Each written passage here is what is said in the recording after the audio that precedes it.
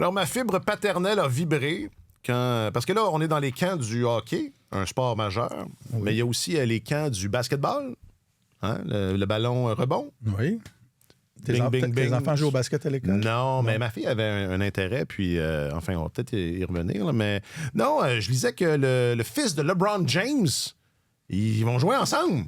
Ben oui. Ben, allez-y, là, ayez une émotion. Épiloguer. Ayez une émotion, mais... C'est pas très innovateur, là. On a vu ça au hockey, ça fait longtemps. Ben, je sais. Mais au basket, ça s'est jamais vu, je pense. C'est ce que j'ai compris également. Ouais. Ben, je sais pas, feriez-vous ça, un projet professionnel? Pas obligé là, de couvrir le hockey, parce qu'à un moment donné, il n'y a pas juste ça dans la vie. Avec Brownie. C'est ça, Little Brownie, Little LeBron. Qui a été repêché, là, Jack, tu me corrigeras, qui a été repêché au dernier... Au basket, ça niaise pas. Hein. Il repêche puis il joue. Là. C'est pas comme nous parce que souvent, ils sont plus âgés qu'au hockey. Puis il y a juste 2 tours de repêchage. Là, je m'avance beaucoup dans un sport que je ne maîtrise pas tant, mais il me semble qu'il n'y a que deux tours au repêchage de la NBA. On attend que Jack nous corrige. C'est lui notre parapet, notre filet de sûreté. Voilà, c'est ce que je disais. Je voulais dire. Mais oui, projet professionnel. Comme écrire un livre avec un de tes enfants ou, je sais pas, Alex... ça serait vraiment chouette. Ouais. On a un fils qui est chef, j'aimerais ça. Avoir un resto? Ouvrir un resto. Beau projet professionnel. C'est très payant. Être boss boy, tu pourrais être boss boy non, dans mais son moi, resto. j'aurais été... Occupe-toi de la cuisine, moi, je vais m'occuper du financement, genre, quelque chose du genre. Non, mais ça, c'est une affaire que j'ai toujours caressé, c'est un rêve que j'ai toujours caressé d'avoir un pub ou un resto. Puis là, on a un fils qui est un excellent... qui est un bon chef. Je me disais, il y a peut-être quelque chose à faire là. C'est peut-être dans ton avenir. Notre autre fils est inspecteur en bâtiment, alors là, ça... Un parc immobilier, ça c'est intéressant. Peut-être. C'est intéressant comme business. Projet, ça peut être rentable, surtout. Oui. Moi, je sais pas, je caresse le projet d'aller manger une crème glacée avec les enfants, quelque chose comme ça. Ils sont encore jeunes, alors je me projette pas trop dans les projets d'avenir, mais plus je passe du temps avec mes enfants, surtout dans des activités stimulantes, plus je suis heureux. Alors, évidemment que j'aimerais ça. C'est normal. Moi, c'est sûr que si je faisais un balado avec ma fille, ça serait bien meilleur. Penses-tu? Ben, ça viendrait balancer. Elle est déjà venue dans les anciens studios. Oui. Jack l'avait... D'ailleurs, j'ai l'enregistrement de ce bord. L'enregistrement, elle a fini par parler, hein? Oui. C'est sur le dark web, là, avec le reste. avec tout le reste. Bon, hey, re-bienvenue, Bodé. Merci, mec. Voilà. Je suis content de vous retrouver, les amis. Tout le monde est content. Je m'étais ennuyé. Tout le monde est content. Nous aussi. Aujourd'hui, un samedi soir qui fait mal. Que se passe-t-il avec le code? Et bon sang, empêcher Cam Neely de parler aux journalistes. C'est tellement hockey, épisode 341.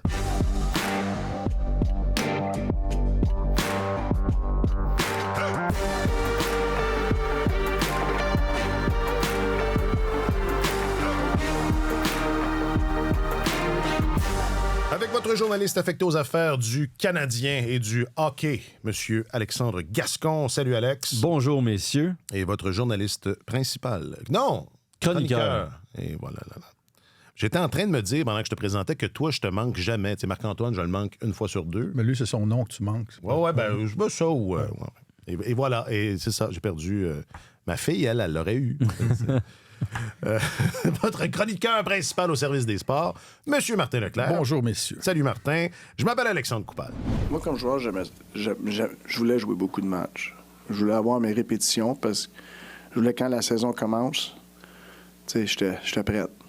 Tu sais, j'utilisais pas les premiers 10 games là, pour tremper mon orteil dans le lac, là, tu sais. Je voulais jumper dans le lac la première. Puis, tu sais, puis que c'est dur de jumper dans le lac la première game si t'as pas trempé ton orteil un petit peu avant, tu sais.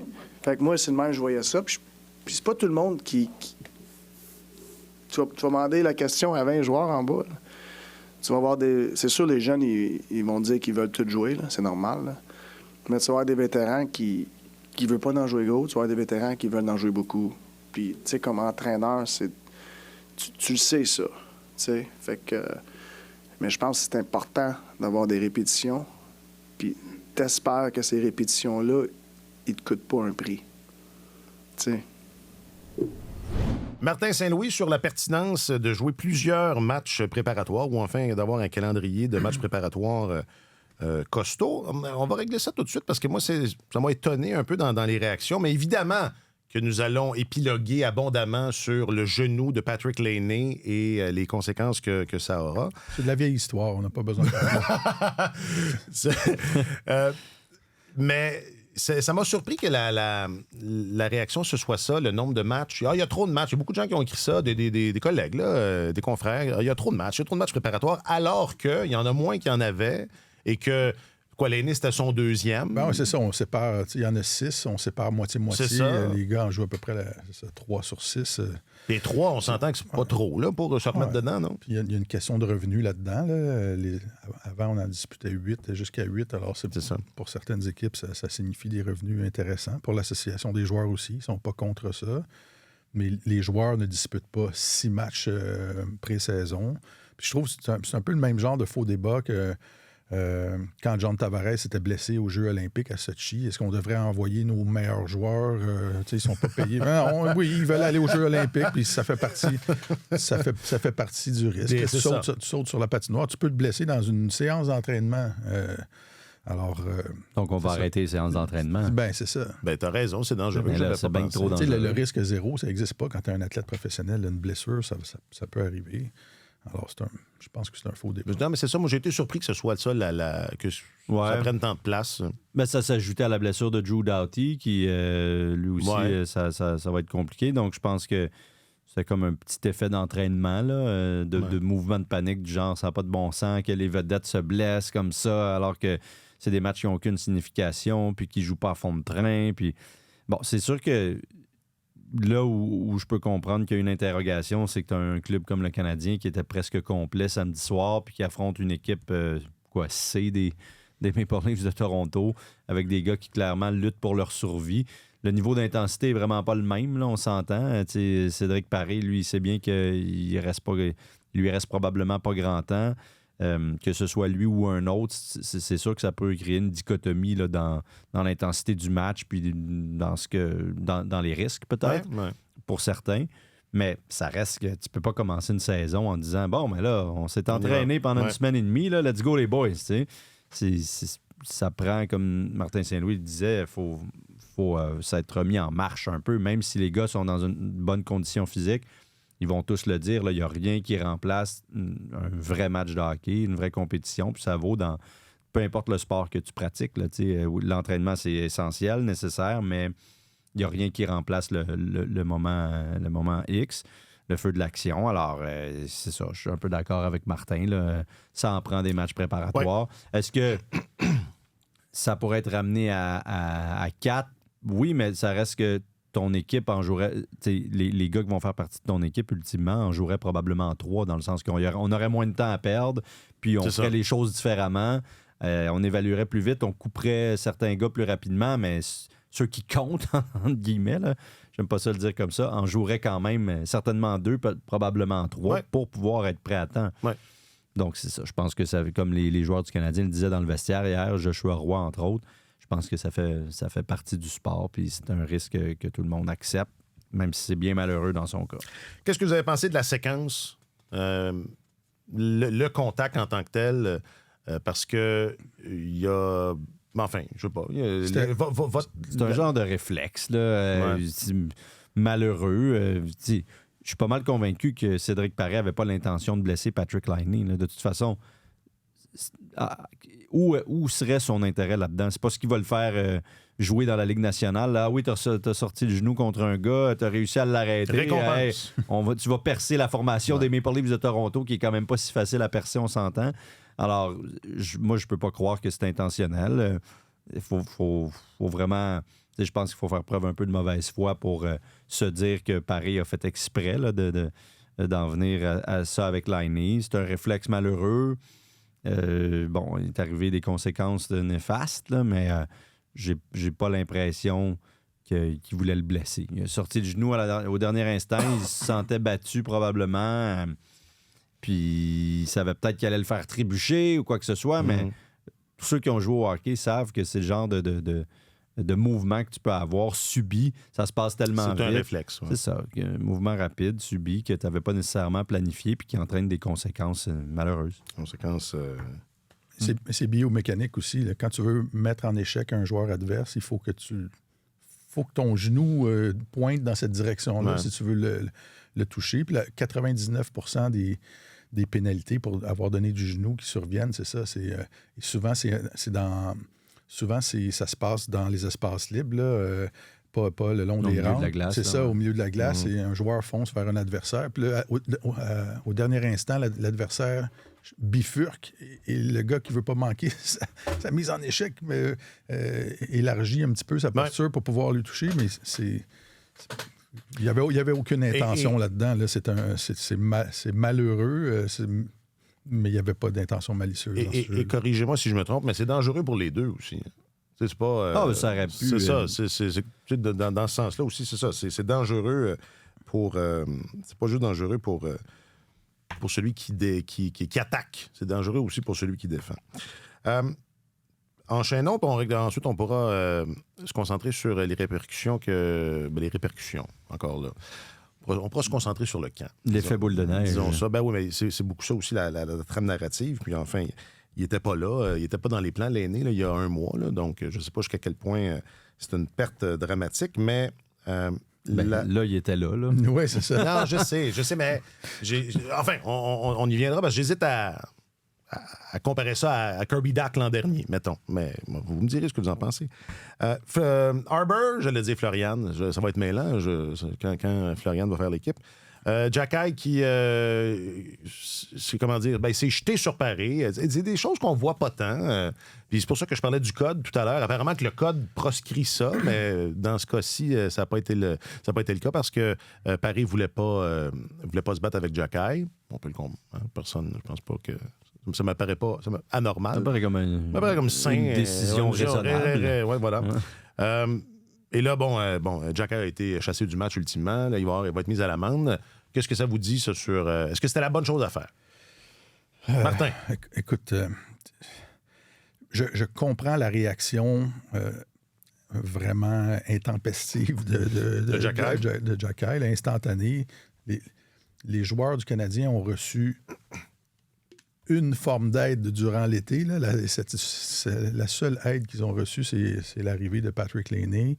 Et ça avait beaucoup gonflé leur morale parce qu'ils se disaient, on va avoir 2 bons trios offensifs. Ce gars-là, se retrousse les manches, il arrive avec des bonnes intentions. On va tous profiter de ça. Alors, ils étaient contents à l'idée de pouvoir connaître une meilleure saison. Et un des véhicules pour y parvenir, c'était Patrik Laine. Alors, ceux qui ont vu ça sur le banc ont vu adieu vos vaches cochons couvées. Ils savent qu'il va être blessé pour longtemps.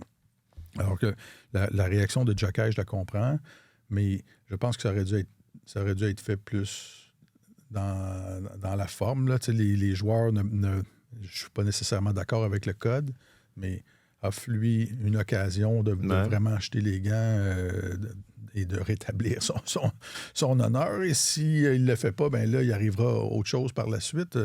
Mais j'étais pas d'accord avec la manière, mais je comprenais la réaction.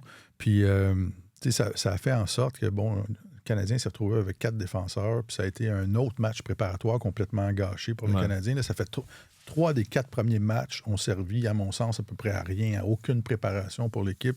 Un match où les Devils sont venus la semaine dernière avec une équipe C contre une équipe aguerrie du Canadien. Il n'y avait pas grand-chose à travailler là. Le Canadien a envoyé une équipe composée majoritairement de recrues à Toronto la semaine dernière contre une équipe aguerrie des Maple Leafs. C'était un bon test pour les jeunes défenseurs parce qu'ils ont été placés vraiment en situation d'échec là, pour voir qui allait garder la tête hors de l'eau. Mais collectivement, l'équipe, pour se préparer pour la saison, il n'y avait rien là. Et ce match-là, c'est devenu une foire et finalement, il n'est rien ressorti de ça.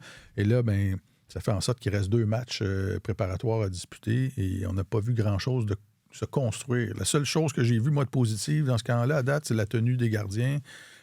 Samuel Montembeault a l'air solide et j'ai beaucoup aimé Dobech dans le match qu'il a disputé à Toronto, qui a montré vraiment des belles choses. Mais pour le reste, j'ai rien vu de constructif en vue de la prochaine saison là, qui était différent de ce qu'on a vu au cours des dernières campagnes.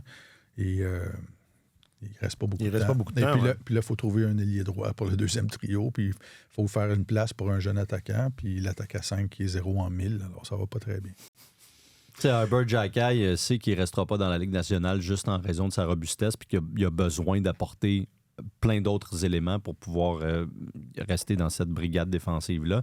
Mais il sait aussi que ça fait partie de son identité, puis que c'est une des raisons qui fait en sorte qu'on l'aime bien chez le Canadien, parce qu'on juge très souvent que, puis Martin le répète parfois, que les autres équipes, les adversaires, se comportent pas de la même façon quand le numéro 72 est en uniforme.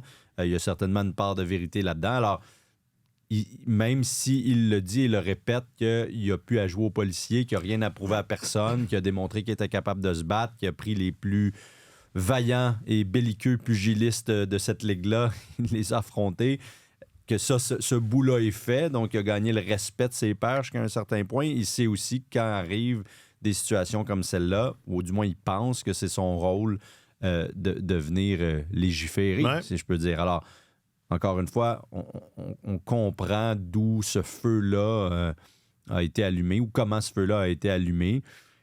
Il demeure qu'il y a parfois encore, c'est ça, on va dire cette spontanéité-là qui reste à baliser, qui reste à encadrer. Il y a 23 ans, il est encore jeune, mais ça fait quelques fois quand même qu'il perd les pédales et qui cause plus de tort à son équipe que l'inverse. Puis comme Martin l'a dit, ben là, c'est ça, on était seulement à 4 défenseurs. Ce match-là a pris une drôle de tournure dès les premières minutes de la rencontre parce que ça faisait même pas 5 minutes. Le match était écoulé quand tout ça s'est passé. Et puis ça n'a pas servi personne. Et certainement pas lui parce qu'honnêtement, il ne connaît pas un grand camp d'entraînement jusqu'à présent.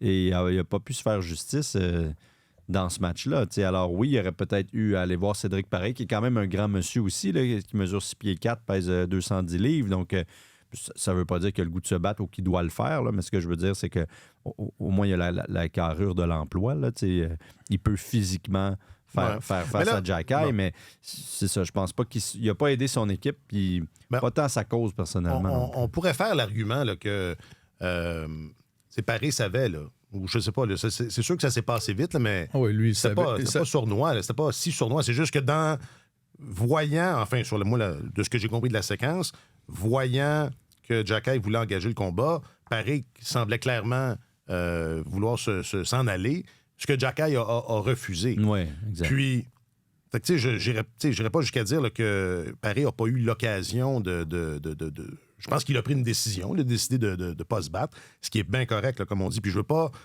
évidemment que je ne veux pas faire l'apologie de la violence, puis évidemment qu'on est mal à l'aise avec bien des affaires de ce concept-là, mais reste qu'au hockey, la bataille est punie. C'est 5 minutes de punition, ou enfin, ça fait partie du jeu.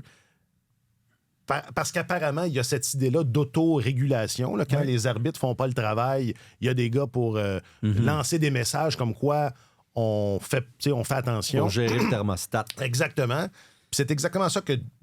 C'est pas exactement ça que Xhekaj a fait. Puis c'est pas exactement... Tu parlais de son... où on parlait de son aura ou du fait que les équipes jouent différemment quand il est là. Ben moi, je trouve que ça vient renforcer ça. Écoute, c'est sûr que pour l'avenir, les gens qui l'ont vu, les joueurs qui l'ont vu réagir comme ça se disent « OK, Xhekaj, si on dépasse les bornes... » Il n'entend pas arriver. C'est ça. Il va arriver, mais il y a une différence entre écoper 5 minutes pour s'être battu et écoper 2, 5, 10 extrêmement conduite de partie. Et visiblement, il voulait régler ça dans la seconde. Et peut-être ça alors que ça aurait pu attendre, c'est ça. Puis à la limite, ça aurait pu être un autre fier à bras si Paris veut pas se battre. Ça aurait pu être quelqu'un d'autre qui vient. Ça arrive, ça, parfois, qu'il y en a un qui va se battre à la place du fautif, là. Mais je reviens à ça. Mais il faut comprendre les émotions. Je suis sûr, sur le banc, là, tout le monde était au même... en parfaite communion sur le fait que la saison venait de prendre une tournure complètement différente de ce qu'on attendait, puis que tout le monde était indigné de ça, puis il a été le porte-parole de ça. Il était le porte-étendard de l'indignation. Ça, c'est bien. Ça, à grand coup de poing. Sur la tomate. Puis on conclut là-dessus. Est-ce que ça aurait dû... ça méritait une pénalité, le geste de Paris? Oui, je pense que oui. Bon, ça aussi, ça aide pas, là. Non, ça, c'est sûr. Bon. OK, bon. Ah oui, le camp. Il y a un camp. On n'a pas parlé de Lane Hudson. Pas encore. Non. Ça vient? Ça va, As-tu un segment Lane prévu dans tes dossiers? Ça nous prendrait presque une chanson. Parce que je vous ai écouté un peu, puis... il y en a été question. Ben oui, mais on n'a pas le choix. Puis c'est correct. Puis moi, je fais juste exprimer que c'est ça, qu'on est un peu prisonnier de ce camp-là. Mais tiens, si tu veux qu'on en parle de Lane, moi depuis 2 semaines... parce que là, Lane n'est plus là. Ouais, mais moi, depuis 2 semaines, c'est réglé. Lane Hudson, c'est le 4. Il va jouer avec Savard, sa deuxième sur le deuxième. Je ne sais pas à ce qu'on en parle. Là. Ouais. Non, mais on est d'accord. t'en as pas parlé, toi. Je suis d'accord. Vas-y, comme... Je suis d'accord avec vous autres. Non, mais t'en as pas parlé encore depuis qu'on a recommencé la saison. Oui, mais c'est pas... Dis-nous quelque chose. C'est pas tant nécessaire. Non, mais c'est quoi le mot que je cherche?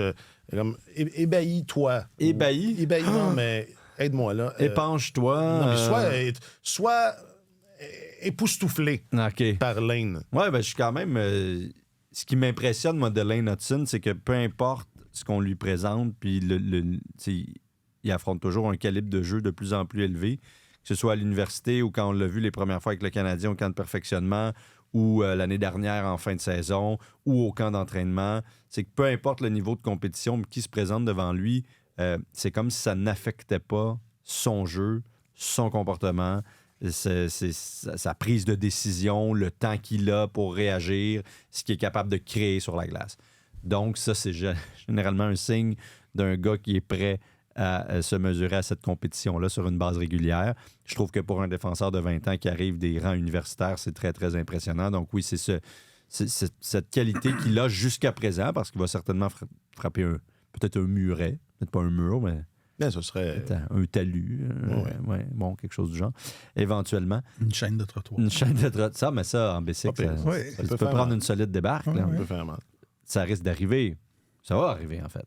Mais c'est très impressionnant ce qu'il est capable de démontrer pour les raisons. En tout cas, moi, c'est ce que je retiens là, puis qui me saute aux yeux. Alors oui, je suis d'accord avec toi, il va commencer à Montréal. Là. C'est un pas pire époustouflement. C'est pas pire. Bon, qu'est-ce qu'on fait maintenant? Est-ce qu'il y a un scénario que vous aimeriez voir? Parce que comme tu l'as dit, Martin, il y a là une place dans le top 6 qui était réglée et qui là est à refaire. J'aimerais ça qu'on sépare le premier trio. On appelle ça répartir la richesse. Oui, mais voilà. T'es un socialiste. Ben oui. Tu l'as toujours été. Le ruissellement. Qui parlait de ça, le ruissellement, là, que ceux qui font de l'argent en haut, ça ruisselle jusqu'en bas? Bon, ça s'est arrêté en cours de route. Ça percole. La théorie du ruissellement, ou je ne sais trop. Oui. Mais j'aimerais bien ça. Je sais pas si c'était Adam Smith. Je pourrais me faire taper. Où est Gérald Filion quand on a besoin de lui? C'est notre premier appel à Gérald cette année. Je pourrais me faire taper sur les doigts, là, parce que là, ce sont des concepts que faudrait que je me rafraîchisse la mémoire avant de les étaler ici. Cela dit, j'aimerais ça voir... j'avais commencé à parler de ça, je pense, l'année dernière aussi. J'aime les... Puis Saint-Louis aussi fonctionnait comme ça pendant un bout de temps avec des duos. Ouais. Hein? Fabriquait des duos, trouvait un complément. C'est ça. Puis je suis pas contre l'idée d'un Suzuki Slav. C'est bon sang. Ah, que je m'étonnue. On a le même cerveau. Et d'un Kirby Cole. Cole Kirby. Tu sais pourquoi on aime ça? Parce que ça balance. Tu sais, si tu fais la moyenne du poids... Un petit, exactement. Un petit, un gros. C'est comme à ice hockey. C'est exactement ça. Moi, je prenais, je pense, 2 petits, 2 gros à ice hockey. Mais ça balance. Il faut que ça balance. C'est ça. Alors, c'est important qu'il y ait un équilibre. Non, mais sans blague, pendant longtemps, on semblait... considérer, sans trop remettre en question, le duo Suzuki-Caulfield comme si ils vont de pair, ce sont des amis dans la vie, ils rigolent, on les voit toujours ensemble. Un fabricant de jeu, un tireur. Bon, c'est vrai qu'il y a du bon là-dedans, là. Je dis pas le contraire, mais l'année dernière, avec l'émergence de Uri, je me disais, ça fait peut-être un meilleur complément même à Suzuki si vous êtes capable de leur trouver un allié là, qui est en mesure de les suivre intellectuellement, si je peux dire. Ça fait peut-être un meilleur complément, et les compliments suivront. Et Dak et Caulfield, c'était bien entendu à l'époque, c'était il y a 2 ans maintenant, hein, je pense qu'ils ont joué. Oui, forcément. On les a pas vus. Kirby n'a pas joué de l'année dernière. Donc oui, c'est ça. Il y a 2 ans, ils avaient joué un petit peu ensemble. Ça fonctionnait plutôt bien. Dak était à l'aile à ce moment-là, je pense, mais quand même. Oui, c'est ça, il jouait avec Suzuki aussi. Ça marchait plutôt bien. Alors, Kirby, Cole, puis encore là, il faut trouver quelque chose qui est en mesure de venir compléter tout ça. mais j'aime l'idée. Puis, c'est sûr que Josh Anderson va avoir son tour au bâton. Peut-être Yoel Armia, éventuellement. Mais j'aimerais savoir ce que, par exemple, Joshua Roy, l'autre Josh, serait peut-être en mesure de faire avec Dak et Caulfield. Par exemple. Mais ça risque, je pense, d'être Newhook, Dak et peut-être Caulfield. Et à ce moment-là, même Josh avec Slav et Suzuki, c'est le genre de joueur que cette intelligence-là, cette compréhension du jeu qui est quand même au-dessus de la moyenne, ça demeure sa qualité dominante, je crois, qui parfois paraît mieux avec des joueurs de talent. Donc, on verra, mais ça donne... Hey, il y en a, est-ce qu'il y en a des options? Ça donne l'occasion. Il y en a des options. Ça donne l'occasion, hein? Parce que les déboires de l'un sont l'occasion de l'autre. Qu'est-ce que je pourrais ajouter à ça? Pas grand-chose. Moi, je pense que tu peux te prendre ta retraite. OK, rien à gagner. J'abandonne. Non, écoute, quand Martin jouait avec Vincent Lacavalier, il y avait Vinny Prospal qui jouait avec eux. Il faut juste trouver... Ça, c'était Vaclav. C'est juste que pour une raison quelconque, à Tampa Bay, c'est devenu Vinny Prospal. Exact. Et... c'est ça. C'est arrivé souvent où juste le fait de trouver un gars intelligent pour compléter un bon duo, ça finit par faire un bon trio, un gars responsable. Alex Burrows avec les Cédines a trouvé sa place, puis c'était le joueur parfait pour jouer avec eux, puis il était assez intelligent pour comprendre comment il jouait. Pas se mettre dans le chemin. Oui, absolument. Alors, peut-être qu'on pourrait faire ça. Et effectivement, ce qui a changé au cours de la dernière année, c'est que, quand Slavkovski s'était ajouté à Suzuki et Caulfield, c'était lui un peu qui était le joueur. On le plaçait là en complément, puis on disait « adapte-toi », mais il y a une chimie qui est née entre Suzuki et Slavkovski, on l'a vu souvent. Et j'ai été surpris d'entendre Caulfield dire... Moi, j'aimerais ça jouer avec Dak. J'aimerais ça jouer avec Dak. Il y avait un message là-dedans. Là, c'est... je suis tanné, là. Oui, et peut-être que ça, honnêtement, peut-être que ça leur ferait du bien à lui et Suzuki parce que je vois, ils sont tellement ensemble, puis l'été, ils patinent ensemble, puis ils jouent toujours ensemble. On dirait qu'ils ont perdu cette étincelle-là de créativité. Et peut-être que ça ferait du bien à Caulfield. Et Newhook serait sans doute capable de compléter en jouant avec Suzuki. N'importe laquelle de ces deux. Newhook, comme tu veux. Puis, c'est que là... Comme je disais, Josh aura son tour, puis peut-être l'autre Josh. Puis, Mais c'est comme en économie, on pourrait rappeler Gérald Philippe. Oui, mais, ça manque. Rien ne se perd, rien ne se crée. T'as beau faire ce déplacement-là, il va te manquer un allié droit de deuxième trio. Ça, c'est plus en physique. Là. La tombe. Rien ne se perd, rien ne se crée. Et il va, à la fin de l'équation, il va toujours manquer un allié droit de premier trio. Puis c'est pas mal des solutions qu'on a déjà testées dans le passé qui sont là. Je pense pas que Joshua Roy soit prêt à jouer à ce niveau-là sur un deuxième trio de la Ligue nationale. Fait que il y a un trou, là. Puis c'est drôle comme les choses changent vite parce qu'on était au tournoi de golf il y a 2 semaines. Puis Nick Suzuki disait... Notre profondeur va surprendre énormément de gens cette saison. À l'attaque, on a énormément de profondeur. Puis il suffit de faire une soustraction au bon endroit, puis le château de cartes s'écroule. On revient exactement au même point où on était à la même date l'année passée. Mais est-ce qu'on est là? Parce que... Ah oui? Là, je vais être... À part le fait que Slavkovski est plus productif. A éclos. À la même date l'année passée, on avait Kirby Dak était là. Finalement, il s'est blessé rapidement, mais c'est la même équation, là, en gros. Ouais. Parce que là, on a fait de l'économie, on a fait de la physique. Moi, je vais faire de l'ésotérie. Okay. L'ésotérisme. Il était temps que je revienne. Hein? Oui. Parce que le niveau de langage est en chute. Évidemment que ça n'a pas rapport, puis évidemment que c'est pas comme ça que ça fonctionne, mais puis évidemment que le Canadien est vraiment malchanceux depuis quelques années. Mais forcément, plus tu as de cartouches à perdre, tu sais, comme là, la grosse cartouche est perdue, là. Il peut y en avoir d'autres, là. Ça veut pas dire que Dax se blessera pas. Je savais pas si c'était... Mais on a quand même une cartouche de plus que l'an dernier. Cartouche blanche ou pas, on ne savait pas. Non, mais Laney, on ne savait pas. Mais... C'est ça, je parle de Laney. Mais reste que, parce qu'il y avait plus de profondeur, on est quand même moins à découvert après une blessure importante qu'on l'était l'an dernier à pareille date. Oui, puis là, c'est une blessure, c'est pas 14 non plus. C'est comme ça, pour l'instant. Ben, il y a Raphaël Harvey-Pinard, mais on semble l'avoir oublié pas mal. C'est sûr que pour petit Raphaël, HP, mais c'est ça qui se passe. Le meilleur garçon au monde, mais bon, lui, il doit commencer à trouver le temps long, doit avoir le coup de sauter dans la mêlée. Mais oui, forcément. Puis bon, là, c'est à espérer que le Canadien... ça n'a pas d'allure. Que là, la poupée vaudou, il y a quelqu'un qui va la lâcher 2 secondes parce que c'est vraiment dommage, là, un peu pour Laine en premier lieu, là, qui pourrait... c'est le genre d'affaire, on va pas lui souhaiter de mal ni rien, mais quand tu ressors d'une période sombre, c'est le genre de truc qui parfois peut te faire replonger. Il faudrait peut-être appeler Thomas Plekanec pour venir faire des conférences aux joueurs pour expliquer comment ne pas se blesser. Mais voilà. Est-ce que ça va changer leur façon de jouer? Sûrement. Et est-ce que c'est souhaitable? On ne sait pas. Suzuki... C'est une blague que je fais. Ouais, lâche mon Tamache un peu. T'es toujours sur son dos. Tout le temps. Il pue là, Martin. Ça fait des années qu'il pue là. Suzuki n'est jamais blessé, soit dit en passant, puis pourtant, il n'a pas peur, il a pas peur du trafic. Mais cela dit, quand l'aîné est arrivé, on disait que c'était dans le risque qui était couru par la haute direction, faisait partie. C'était le fait qu'il avait joué 60% des matchs dans les 4 dernières années, qui est constamment blessé. Ça fait juste s'ajouter à ça et ça fait peur un peu pour le reste parce qu'il y a beaucoup de joueurs qui ont été blessés au cours des dernières années chez les Canadiens. Alors... Mais il restait ça. On avait une cartouche de plus. Là, là, malheureusement, on ne connaît pas encore le diagnostic. Évidemment que ça sent pas bon. Ça va sortir entre le moment où on a terminé l'enregistrement. Regarde donc ça sur ton cell en même temps. Mon Dieu, t'as bien un petit téléphone. Moi, je sais. OK.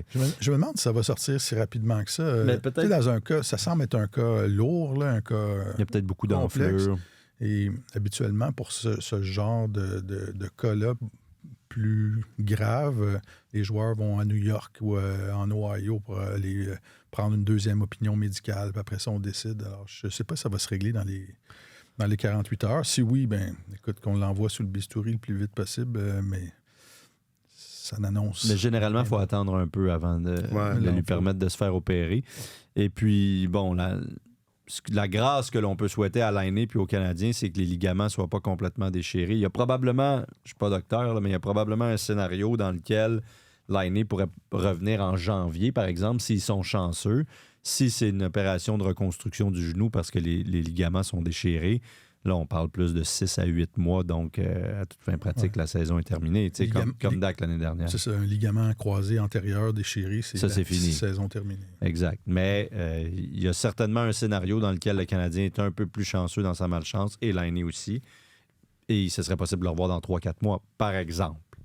Ça, c'est le scénario optimiste. Ça, c'est le scénario optimiste. Oui, je pense pas qu'on peut être plus optimiste que ça. Là. Non, mais... C'est déjà assez optimiste, mais il existe probablement... une blessure qui est peut-être survenue là, qui permettrait à l'aîné de revenir d'ici 3-4 mois, peut-être. Alors, c'est ce bout-là qu'il faut espérer. Ça reste qu'il va avoir au moins une moitié de saison de jouer là, à ce moment-là. Alors, le problème reste entier, disons. Et David Reinbacher est un peu comme le gars qui meurt la même journée qu'Elvis. Personne parle de lui. Mère Teresa, qui est décédée dans l'ombre de... Lady Di. Oui. Il y en avait une gang, c'était c'était un automne. C'est pas Marie-Soleil Touga aussi? Ça avait été un automne chargé. Reinbacher, on y reviendra, mais là, en même temps, c'est sûr... Lui, les conséquences, c'est plus par rapport à son développement, parce que je pense qu'il n'y a personne là, qui le voyait là, en grand sauveur. Et c'était bien, moi j'aimais ça, cette ambiance-là. Mais ça, on aura l'occasion d'y revenir quand on aura une meilleure idée de l'ampleur de cette blessure.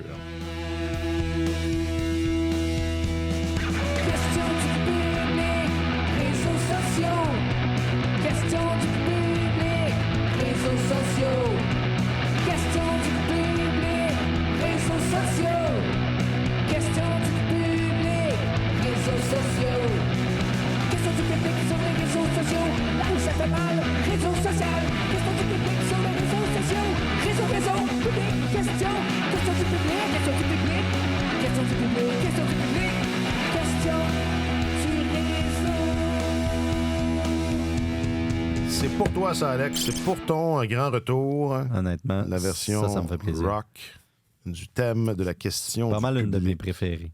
Avec le remix du fils de Martin. Là. Ouais, il pourrait faire un album ensemble, ton fils. Ah, oui. Pourquoi Le pas? projet. Qu'est-ce que tu ferais dans... Fallait lui voir la face!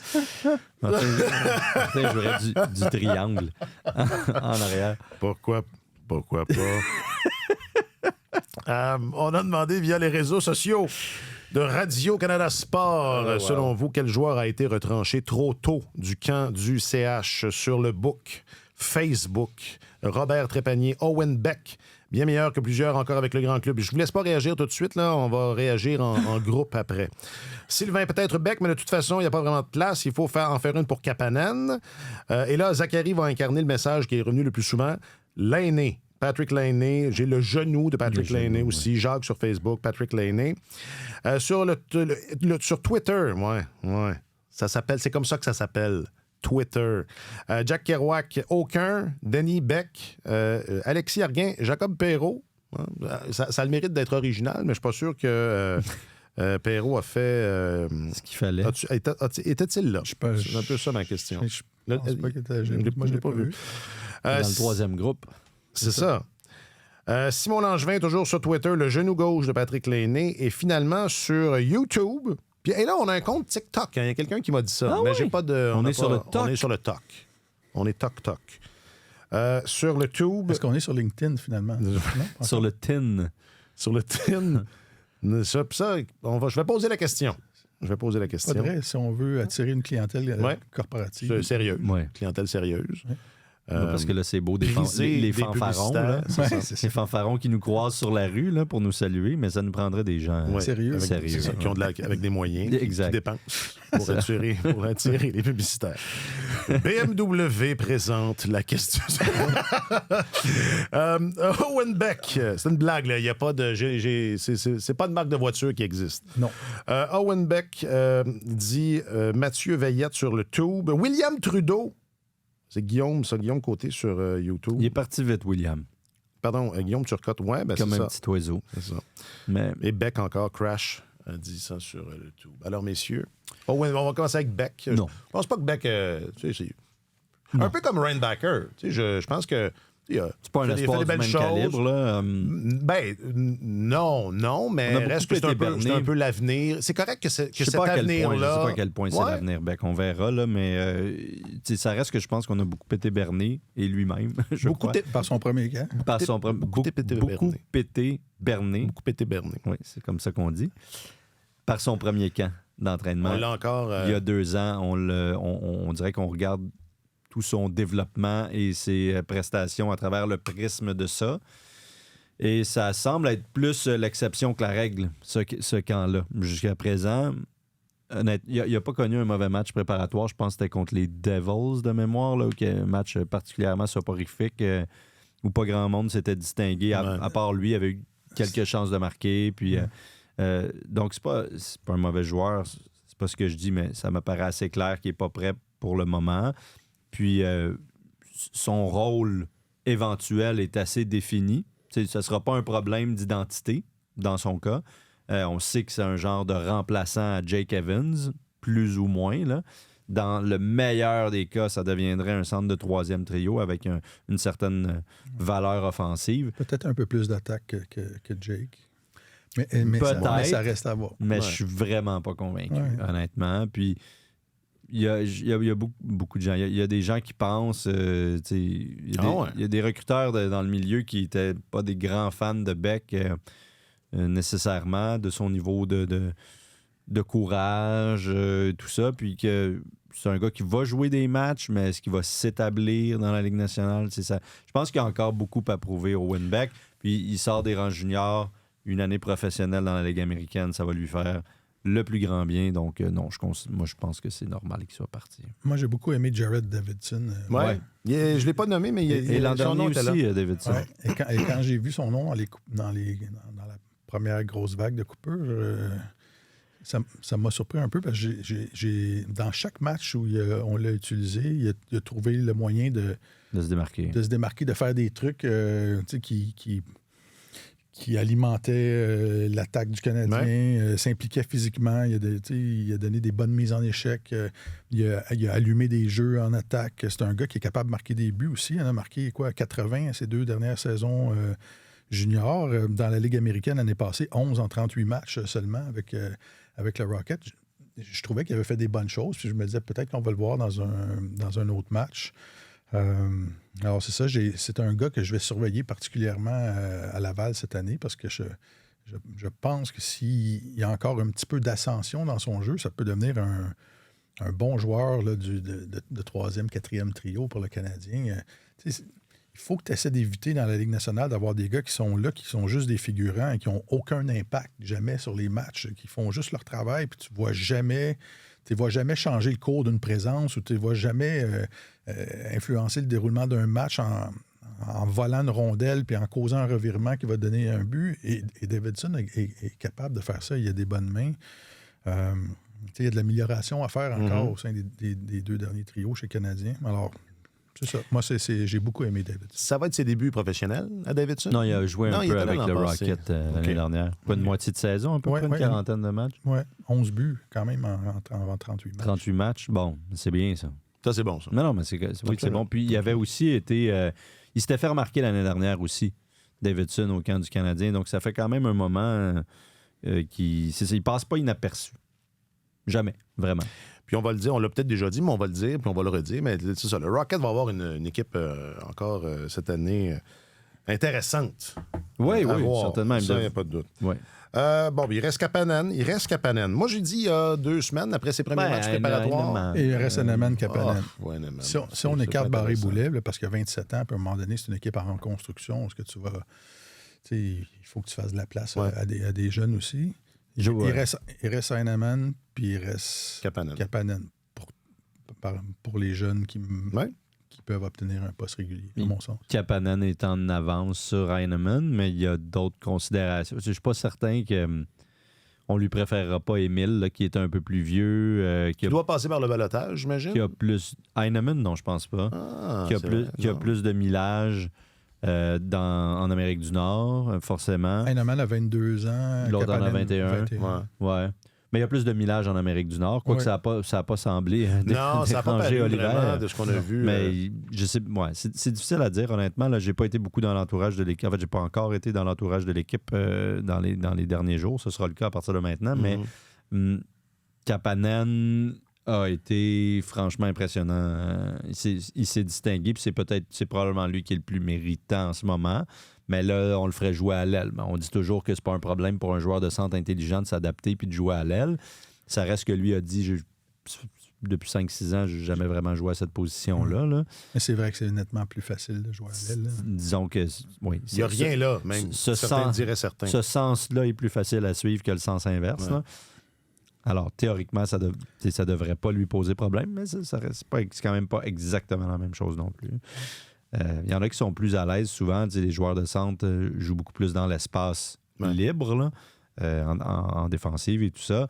Tu as beaucoup plus de jeux, de petits jeux rapides à faire le long des bandes, le long de la rampe, en sortie de zone particulièrement. Si tu n'es pas habitué de faire ça, ça peut quand même parfois poser problème, mais c'est des gars d'une telle intelligence puis d'un tel talent que normalement, il s'adapte assez vite. Donc, je serais quand même pas si inquiet de le voir à l'aile non plus. Là. Ça serait une bonne idée de l'essayer dans les matchs. Mais là, il reste 2 matchs. Là, je pense qu'il faudrait vraiment... faut que ça se passe ce soir. Faut que ça se passe... c'est ça. Ce mardi soir contre les Sénateurs.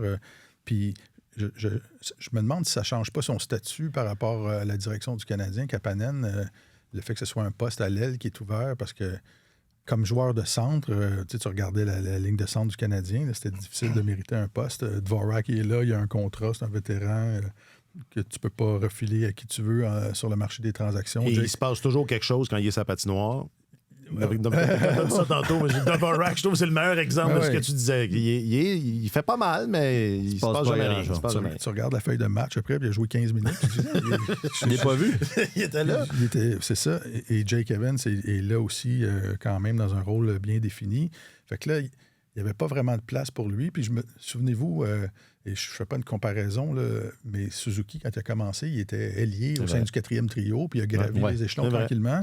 Alors, peut-être que les dirigeants du Canadien regardent, OK, ce gars-là, il a des habiletés offensives, il est capable de marquer des buts, il a des bonnes mains, il voit le jeu. Si on le place à l'aile, on va l'introduire. Tu sais, ça garantit, parce que le choix avec lui, c'est soit on le renvoie en Suède, ou soit on le garde avec nous. Que là, OK, on peut y trouver du travail pour le faire jouer si, dans un rôle d'ailier, puis tranquillement, pas vite, il va pouvoir prendre du galon. Il est capable de jouer à des avantages numériques aussi, ce qui n'est pas à négliger. C'est un gars intelligent. Alors, c'est peut-être la porte d'entrée, cet événement-là, pour dire, OK, on peut le faufiler. Puis, je pense qu'ils savent qu'est-ce qu'ils ont aussi avec Heinemann. Ils ont voulu le renvoyer dans la Ligue américaine l'année dernière en disant on va lui donner une chance. On va peut-être l'éteindre offensivement si on le fait jouer à cet âge-là sur un 4e trio dans la Ligue nationale. On va le laisser déployer ses ailes offensivement dans la Ligue américaine. Il a marqué une quinzaine de buts. Il y a 48 matchs. Je n'ai pas joué beaucoup de matchs. Il a été blessé, oui. C'est ça. Commotion cérébrale de mémoire en début de saison.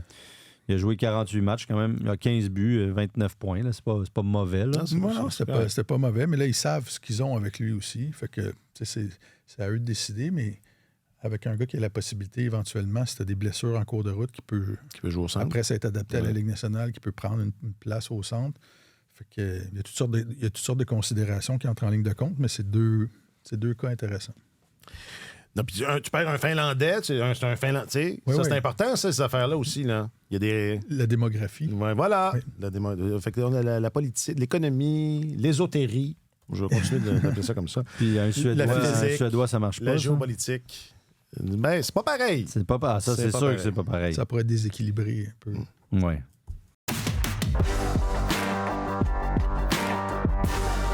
Bon, c'est notre nouveau sujet préféré. Mais bon sens. D'abord. Les Bruins. Oui. Non, puis de l'importance d'un gardien de but. Moi, c'est plus ça, là. Puis de l'importance de ne pas se chicaner. En public. Ouais, c'est ça. Particulièrement en public. Exactement. Cam Neely qui a déclaré, c'était hier, il a 64 millions de bonnes raisons de jouer. Je n'ai pas compris ce que ça voulait dire. Puis je lisais, il y avait un tweet d'un journaliste, je pense que c'est un journaliste de la région de Boston qui disait, en anglais, là, je vais traduire, paraphraser grossièrement, il disait, Neely dit 64 millions de bonnes raisons, l'agent dit, c'est la première fois qu'on entend parler de ça, it's business. Moi, je suis comme pas d'accord avec ça. C'est bad business. If it's business, it's bad business. Ouais. Tu veux jamais négocier sur la place publique, puis... je veux dire, qu'est-ce que ça... Hein? Est-ce qu'il y en a eu une offre ou il n'y en a pas? Là, l'agent de Swayman dit qu'il n'y a jamais été question. Grosse. Voilà. Merci. Et ça fait 2 fois là, où les Bruins sont pas fins. Lancent des flèches à Swayman publiquement. 3, si tu considères qu'ils l'ont amené en arbitrage l'année dernière. Oui, mais c'est ça. Il y a quelques semaines, Don Sweeney avait dit... aux journalistes qui couvrent les Bruins, écoutez, on est confiant qu'on va s'entendre avant la date du 1er décembre, sachant que c'est une date butoir où un gars peut rater une saison complète dans la Ligue nationale. Puis c'était comme si tu penses qu'on va se dépêcher de régler avant le début de la saison, mon homme, sois patient, on est prêt à attendre longtemps. C'était comme une menace à peine voilée, ce qui n'est pas... Ce qui n'est pas bon. Là, quand tu veux garder... La négociation, c'est l'art du compromis, mais à un moment donné, si tu te comportes de façon agressive ou irrespectueuse, à un moment donné, ça complique les choses parce que ce sont des humains qui sont de chaque côté de la table. En sorte que de l'autre côté, on a moins le goût de compromettre. Exact. C'est ça. Et là, Cam Neely qui va en conférence de presse pour dire, écoutez, il y aurait 64 millions de bonnes raisons de venir jouer. Et là, l'agent qui sort publiquement, qui dit, je ne fais jamais ça, ce genre d'intervention publique-là. Il faut que je défende mon client parce que on n'a jamais reçu cette offre-là, jamais on nous a présenté ça. Et donc, ça veut dire que c'était une offre pour faire mal paraître, pour tourner le public contre le joueur. Les Bruins vont faire beaucoup d'argent, puis il veut pas venir jouer, puis qu'il sèche chez lui. Et il y a des athlètes qui sont sensibles à ça. C'est un manque de respect de faire ça. Et la dernière phrase de la déclaration de Lewis Gross sur Sur le Gram. Sur le Gram, c'était on va prendre quelques jours pour en discuter, donc mon client et moi, et on va voir ce qu'on va faire avec ça à partir de maintenant. Alors, est-ce que là, son client est tellement furieux qu'il dit là, envoie-les paître, puis je ne vais pas retourner jouer là, ou il y a beaucoup d'émotions, puis il veut laisser la poussière retomber, mais la saison commence demain. Là. Je pense qu'il reste 2 séances d'entraînement complètes aux Bruins avant de... Que ça commence? Oui. Oui, c'est ce qu'il disait, oui. Ouais, alors... Il signe demain matin, il y a 2 séances d'entraînement pour se préparer. Oui, ce qui n'est pas très, très bon pour un gardien numéro 1. Non, ce qui n'est pas optimal. Alors, je trouve... Surtout dans le contexte. Là. Je comprends mal cette défiance-là. Et visiblement, les Bruins ne sont pas habitués d'avoir... des joueurs qui tiennent leur bout à la vie, à la mort. C'est vrai qu'ils ont été gâtés en termes de concessions. Oui. Patrice Bergeron incarne ça. Marchand. Ouais. Marchand. Tu sais, Pasternak a maintenu la ligne dure l'année dernière, puis il a fini par avoir ce qu'il voulait, mais il y avait plus de vécu, disons. Sa relation avec les Bruins était plus étoffée. Charlie McAvoy a un peu rompu aussi avec la façon de faire des Bruins de Boston en ayant très rapidement un immense contrat à quoi 9,25, 9,5 par année environ. McAvoy au-dessus de entre 9 et 10 millions en défense, alors qu'il était quand même assez jeune et tout ça. Alors, eux ont maintenu cette ligne-là, ont obtenu ce qu'ils voulaient ultimement. Avec les gardiens, on est toujours plus circonspect dans la Ligue nationale. On les paie peu à la hauteur de leur capacité ou de leur talent, là, si on peut dire. Il y avait des rumeurs ou des ragots même avant le début des camps d'entraînement, qui disait que Swayman parlait plus pour un contrat de 8 ans, là, de quelque chose autour de 10 millions par année, que c'était dans ses demandes initiales. Je ne sais pas à quel point ça s'est vérifié ou pas. Ça m'apparaît énorme. Est-ce que c'était justement une espèce de ballon qu'on lançait que des gens des Bruins ont lancé dans l'air pour justement le faire mal paraître? C'est possible aussi. Mais il semble encore y avoir une assez bonne disparité, un assez bon écart là, entre ce que l'équipe propose ou voit et ce que l'équipe du joueur, là, ce que ça gagne, son entourage souhaite. T'sais. Et puis là, c'est comme s'il y avait quelque chose de pourri un peu au royaume du Danemark. Là. Martin en a fait la démonstration. C'est pas, ça se fait pas de gaieté de cœur, là, cette négociation-là. Et ça remonte à l'année dernière où il a fallu aller en arbitrage. C'est pas ce que Swayman souhaitait à la base.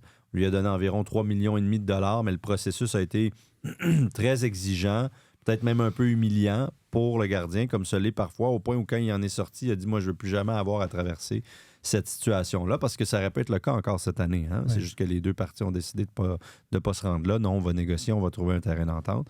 Mais là, il commence à être minuit moins une, puis on dirait que les Browns ont perdu de vue le fait qu'ils ont, même si joueurs autonomes avec compensation, qu'ils ont perdu une bonne partie de leur rapport de force à partir du moment où Linus a été échangé. Croyez-le ou non. Et que Swayman n'avait pas de contrat à ce moment-là. T'sais, si tu as Ullmark dans ta formation, c'est plus facile de dire écoute, Jérémy, nous, on est prêt à aller jusqu'au 1er décembre, puis on va faire des concessions, mais il va falloir que tu fasses un bout de chemin vers nous aussi. T'sais. Et ils sont moins dans le trouble. Mais là, si tu pars sans gardien, les deux gardiens que tu avais depuis quelques années, là, qui ont gagné de Jennings, Ullmark, le Vézina, tout ça. C'était une des raisons de leur succès. Encore une fois, en série, Swayman a été extraordinaire au printemps dernier. C'est ça. Ils ont perdu une bonne partie de leur rapport de force, puis ils sont pas très, très contents. Puis hier, Sweeney, je pense qu'il a essayé de tempérer un peu les propos de Cam Neely. D'ailleurs, on a demandé à Sweeney, étais-tu surpris des demandes salariales initiales de Swayman dans les négociations? Puis il dit, moi, non, honnêtement, je comprends qu'un joueur... je ne vais jamais en vouloir à un joueur de nous présenter ce qu'il croit être sa valeur. Là. C'est sa job là, jusqu'à un certain point. Puis Neely, à qui on n'avait pas posé la question, a pris le crachoir à côté pour dire « Moi, j'étais surpris. » OK. Donc, il y a vraiment...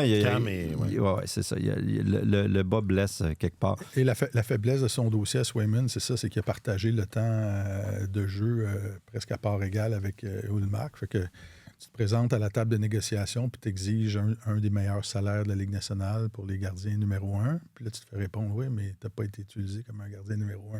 Puis l'autre répond, oui, mais regarde mes statistiques, tu avais juste à m'utiliser comme un gardien numéro 1. C'est parce que tu avais juste à me faire jouer plus. Embêtant, Et quand j'arrive en série, c'est moi que vous faites jouer. Fait que j'étais le gardien numéro 1, vous ne m'avez pas fait jouer comme le numéro 1. Fait que je comprends le fait qu'on veuille déplacer l'aiguille vers la gauche ou la droite d'un côté ou de l'autre, mais je trouve ça admirable de voir un gars pareil se battre contre une organisation comme celle-là qui n'a pas l'habitude des négociations ardues. Là, exact. Ouais. Qu'ils l'ont eu facile, mettons. Oui. À part pour quelques cas, mais où on semblait, comme dans le cas de McAvoy, on semblait vouloir payer. Mais là, ça pourrait tourner au vinaigre. D'un côté comme de l'autre.